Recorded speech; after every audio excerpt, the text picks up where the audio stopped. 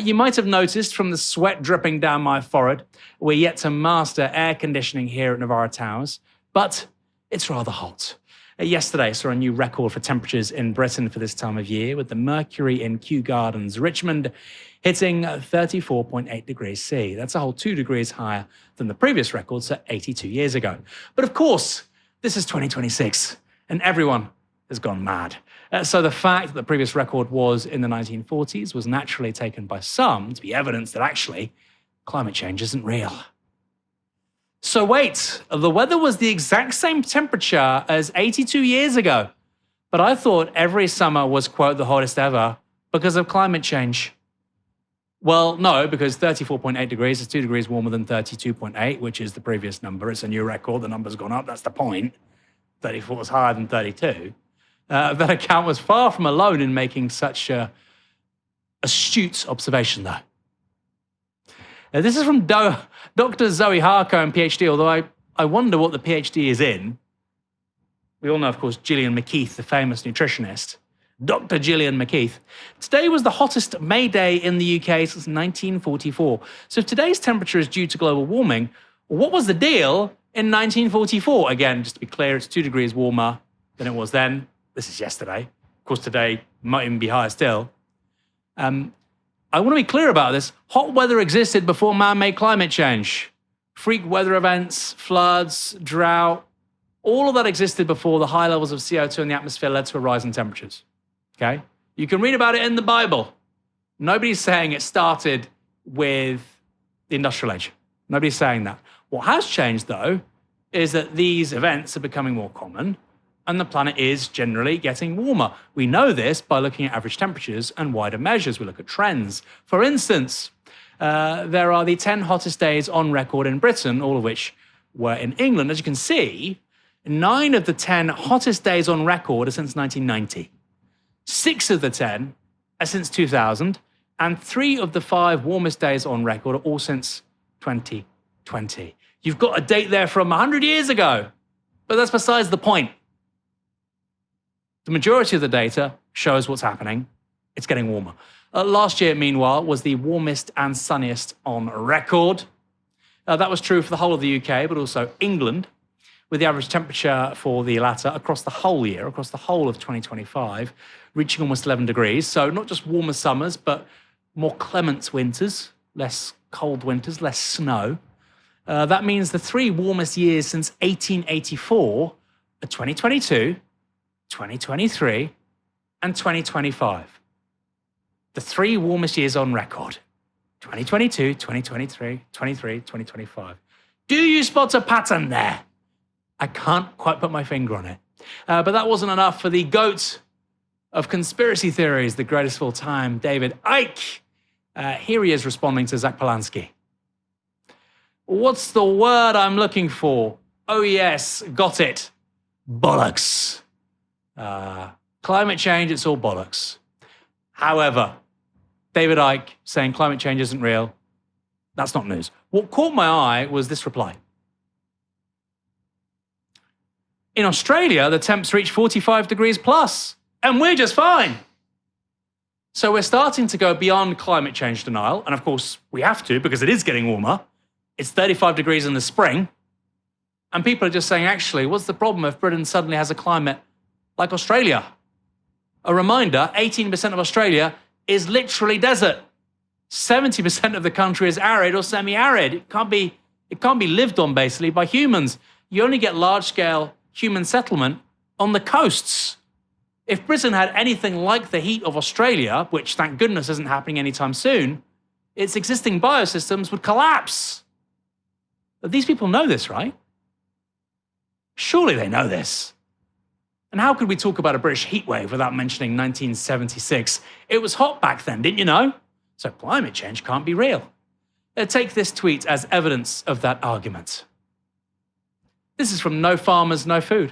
The 1976 UK heatwave was one of the most intense, prolonged periods of high temperatures in British history, lasting from 23rd of June to 27th of August, 1976. But no one blamed cow farts, and the weather map certainly didn't look like a volcano had erupted over Britain. Interesting. Now let's see the whole planet comparing 1976 and 2022. Ah, that makes sense. So in 1976, yes, Britain was indeed very, very hot. Statistically much warmer than you would expect it to be, and much of the planet is less so. It's blue. Fast forward to June 2022, it looks quite different. There's lots of orange. What's changed? I can't quite put my finger on it. It just goes to show that one data point in one country in 1 year doesn't tell you the whole story of the reality of climate change.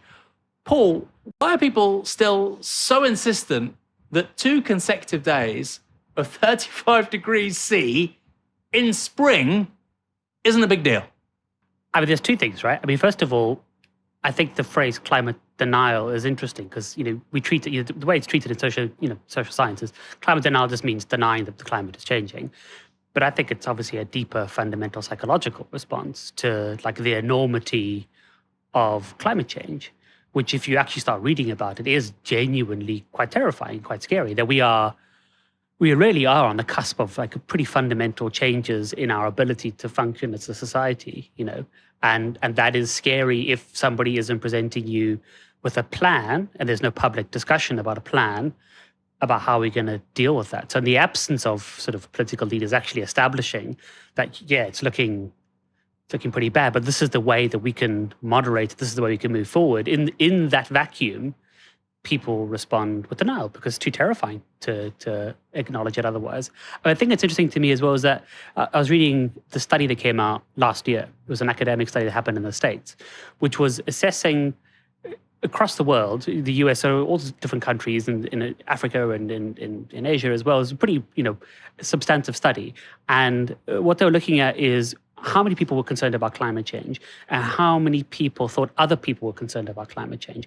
And actually the figures are pretty astonishing that actually at the top level, almost everybody in those countries, you get places like Denmark, 90% of people care about climate change. In China, it was something like 99% of people care about climate change.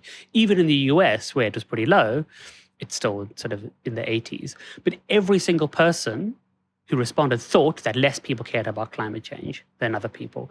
And that's just the effect of those sort of posts, right? Is to create the sense that actually what is quite an outlier opinion is more commonly held, and that actually if you express an opinion that is with climate science, you're going to get like some sort of bollocking. But it is mad, it is crazy, because and it is crazy to me that we're in a situation where I feel like our entire political discourse is utterly unable to factor in the changes that are 5 or 10 years in the future in terms of the effect on food prices, the effect on food security in the UK. It's going to be really profound. And we're having a discussion in this Makerfield by-election, about bond markets, which is effectively an incredibly short-termist way of understanding the economic cycle, when we should be talking about what is a politician going to do in 5 or 10 years to stop the fact, to mitigate the fact that some food prices are going to go up 40% in 2035. I was just actually out in Essex this weekend speaking to a bunch of farmers, and they're saying to me, this is scary for us at this point in time. This is actually one of the most difficult crop years we've had. If we don't get rain in the next 1 or 2 weeks, half of our crop doesn't grow, right? One of the effects of climate change in the UK is that it's going to make the UK wetter in winter, which makes our soil waterlogged, which also means, which is so weird when you watch that person you posted from some social media and it's a tractor and it's his username. Yeah, I think that's bullshit. I don't think that's real. Right.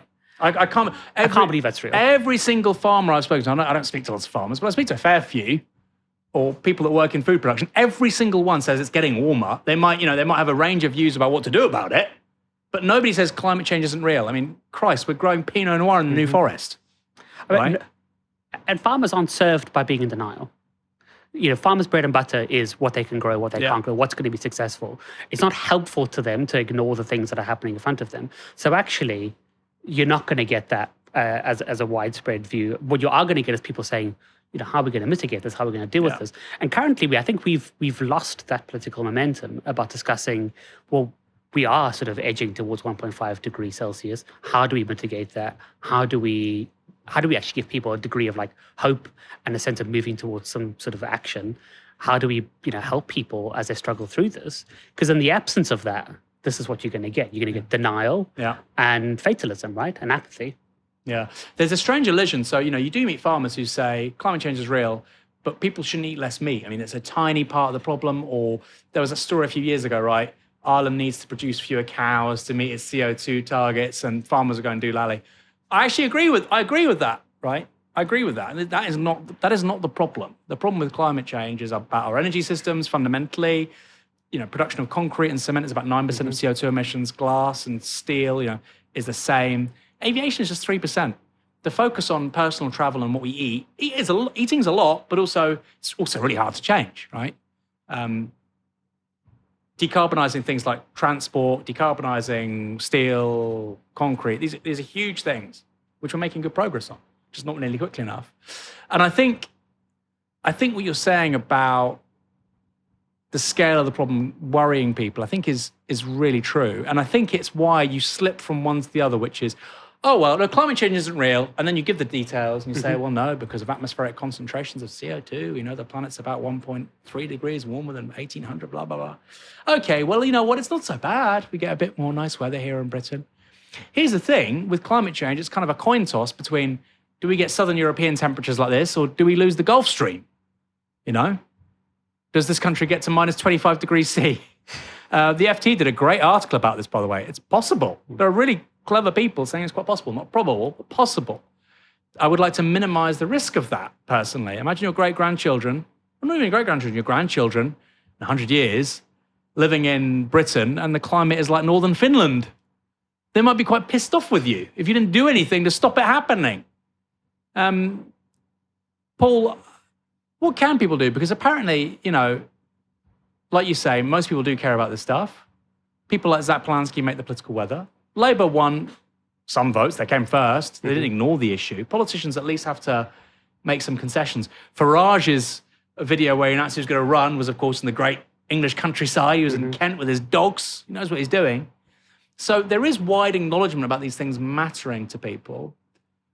Where is the Green movement failing? We can talk about the nasty right and the climate deniers, but where is the Green movement failing? That's like the $1 million question, right? And I'm not sure that I have the straightforward, simplest answer to that. I mean, it seems to me that actually, generally speaking, almost all political actors have ceded this ground. So you use the Labour Party as a good example.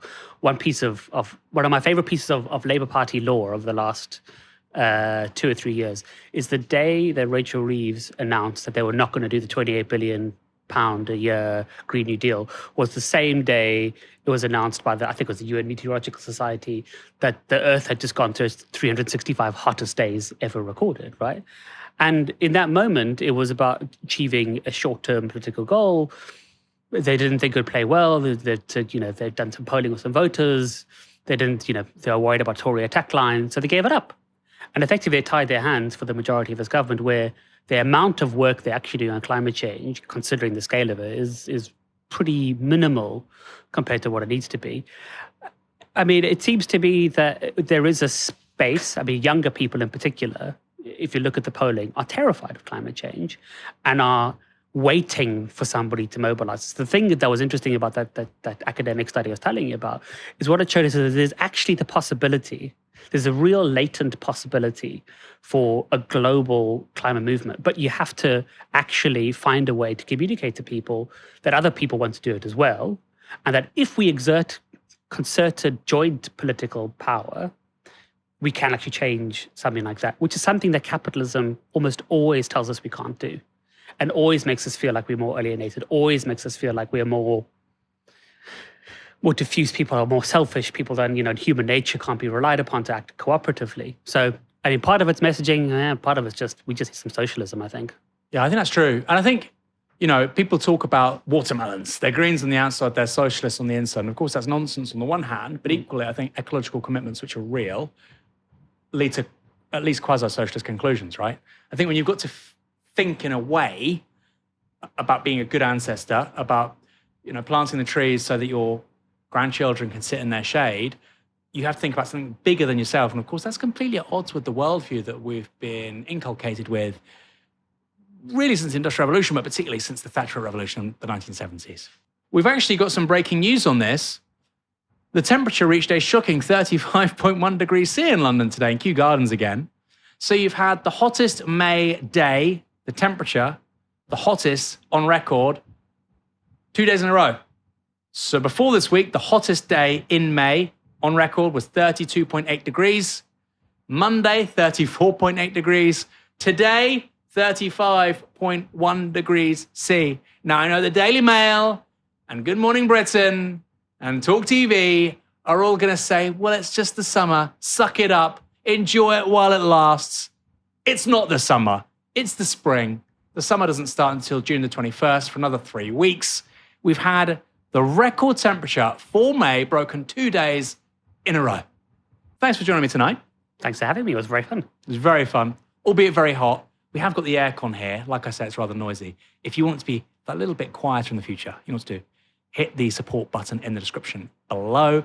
Thank you, everyone, for tuning in tonight. Come back tomorrow for another live stream from 6 p.m. For now, you've been watching Novara Media. Good night.